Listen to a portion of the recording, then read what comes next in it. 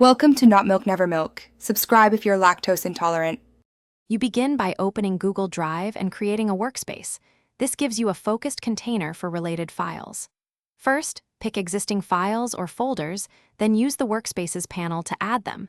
This saves time versus navigating separate folders. Once added, name the workspace clearly so you can find it with search. Make sure to check that items remain in their original locations. The workspace is only a view, not a move. Next, organize the contents for efficient work. You can drag items to reorder priority and add or remove files without changing their source folders, which keeps permissions intact. Use consistent naming and colors for quick visual scanning. This helps you spot the right doc at a glance.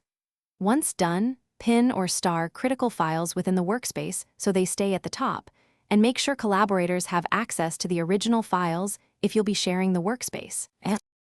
Finally, share and maintain the workspace to keep collaboration smooth.